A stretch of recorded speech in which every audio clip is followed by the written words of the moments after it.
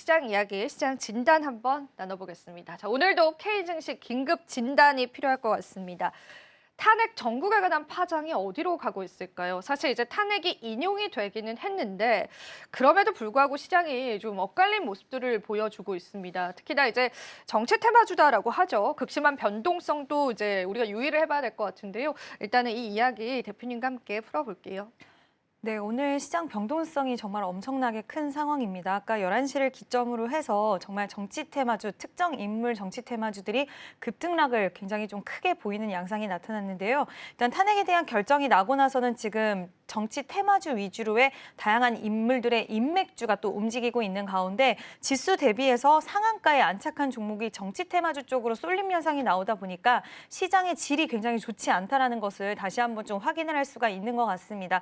일단 외국인들의 수급 현황을 좀 보면 외국인들 같은 경우에는 이 이벤트가 끝나고 나서 또 우리나라 사람들과는 좀 다른 시선으로 좀 시각을 보는 것 같다라는 생각이 드는데 결국엔 다시 한번 관세에 초점을 외국인들은 맞췄고 그리고 헤드가 이제 부재하다라는 부분이 관세 이슈가 다른 나라들 같은 경우는 지금 빠르게 협상을 진행을 하면서 조금 더 완화되는 흐름들을 가져가려고 하지만 우리나라 같은 경우엔 이런 부분들이 계속 딜레이 될 수가 있기 때문에 이와 관련돼서 시장에서의 우려감은 더욱더 좀 확산이 되고 있는 게 아닌가라고 생각이 들고요.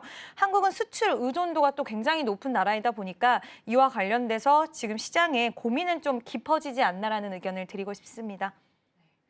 지도자 공백 사태가 이제 더 장기화됐다라고 외국인들은 좀 받아들이는 것 같습니다. 사실 국내 투자자 입장에서는 우리가 또 어느 정도 정치 불확실성이 해소가 된 게 아니냐라는 그런 시나리오가 많았는데 막상 시장은 외국인 수급에 움직이는 거는 어쩔 수 없는 것 같습니다.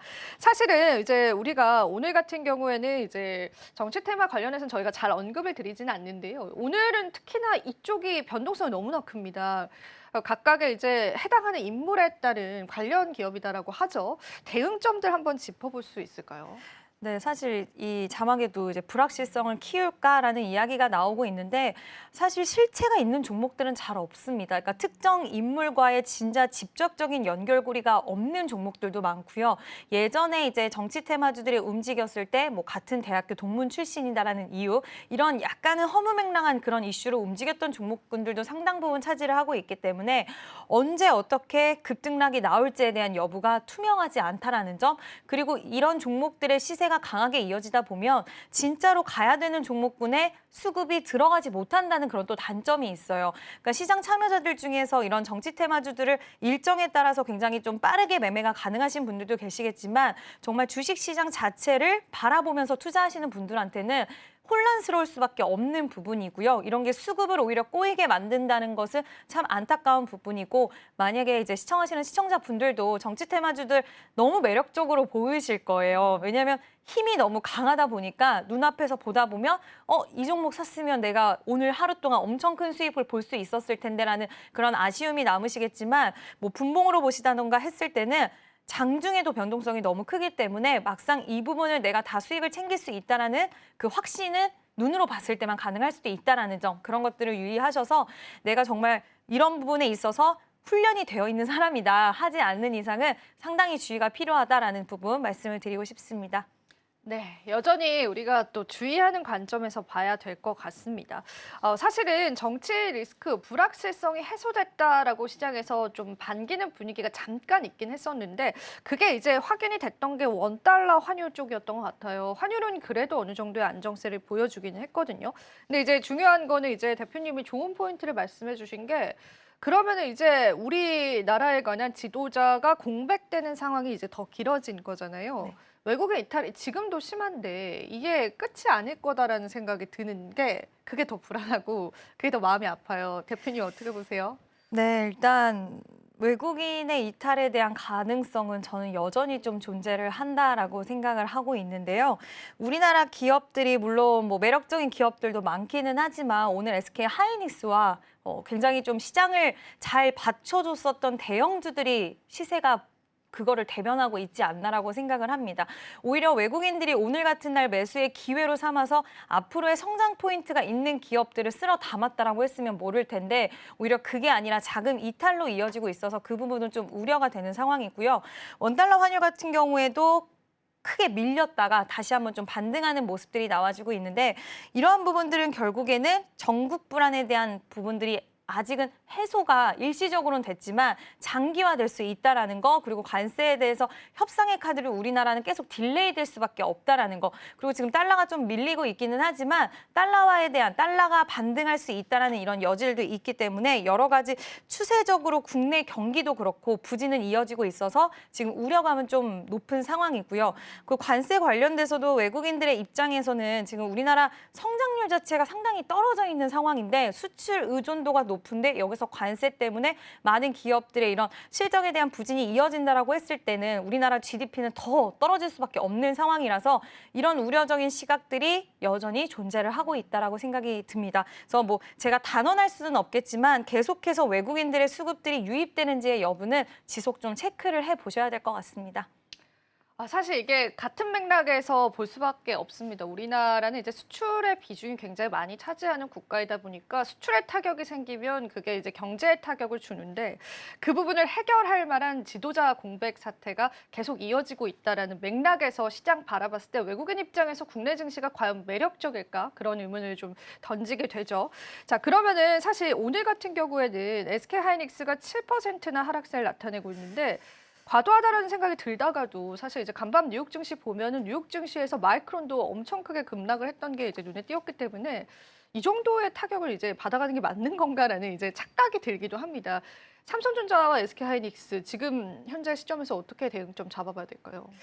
지금 이야기 앵커님이 하시는 중간에 하이닉스가 살짝 아랫꼬리를 더 다는 모습이 나와서 좀 다행이라는 생각도 드는데요. 일단 시장에서는 지금 MS 쪽에서도 데이터 센터 관련돼서 투자에 대한 축소 흐름들이 나와주고 있고 또 지금 이제 어닝 시즌에 다시 돌입을 하게 됩니다. 그래서 시장의 전반적인 분위기는 지금 기술주들 위주로의 급락이 좀 이어지고 있는데 숫자를 좀 확인하고 싶을 것 같아요. 이번에 실적 시즌에 실적 부분도 중요하겠지만 과연 기업들이 가이던스 어떻게 제시할지 여전히 캐펙스 투자에 대한 의지와 기조가 강력히 있는지 아니면 이게 투자 축소 약간은 보수적인 전망치를 내놓을지 이 부분에 있어서 한번 예의주시를 해보자. 그 전까지는 저가 매수세 유입이라든지 이런 것들이 살짝 제한적으로 들어올 수 있지 않을까라고 보고 있고요.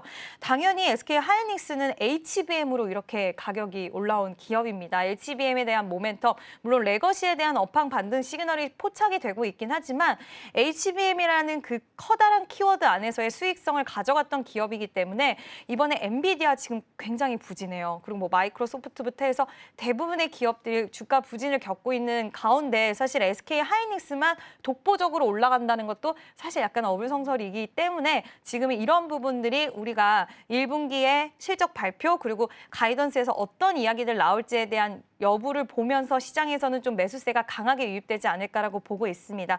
다만 SK하이닉스는 오늘 아랫꼬리를 지금 좀 달아주고 있는 가운데 가격적으로 봤을 때도 지금 18만 원대 부근은 깨지 않으려고 하는 게 좀 눈에 띄는 부분은 좀 포인트라고 할 수가 있는데요. 저는 개인적으로는 하이닉스는 아직은 끝나지 않았다라고 생각을 하고 있고 이번에 챗 GPT 현상만 보더라고 하더라도 그 애니메이션을 따라해서 사진들을 사람들이 굉장히 많이 좀 카톡 프사도 바꾸고 하신 거를 확인할 수 있는데 저도 좀 해봤는데 은근 재미있고 친구들끼리도 여러 가지 이제 막 공유를 했던 게 생각이 나는데 그런 GPT 가입자가 엄청나게 폭발적으로 증가를 하고 있다는 부분, 이제는 이런 GPT 관련된 이런 AI 챗봇 시스템 자체가 생활 속에 더욱더 넓게 녹아들일 수 있는 시기가 도래했다라고 보고 있어서 물론 뭐 오픈 AI뿐만 아니라 지금 딥시크가 출연을 하면서 앞으로 좀 더 저렴한 비용이 들어갈 것이고 뭐 이런 여러 가지 또 해석들이 나오고 있긴 하지만 AI 시장에 대한 확장 국면에 있어서는 이게 꺼지지는 않는다라고 봅니다. 그래서 일단 SK하이닉스는 저는 분할 매수 관점으로 좀 보셔도 되지 않을까. 근데 오늘은 굳이 무리하실 필요는 없을 것 같아요. 벌써 3시 13분이다 보니 그렇네요. 네, 다음 주에 외국인들의 수급의 흐름 그리고 좀 더 추세를 돌리는 듯한 모습이 나와준다라고 했을 때는 매수 기회로 좀 삼을 수 있지 않을까라는 의견을 드리고 싶습니다.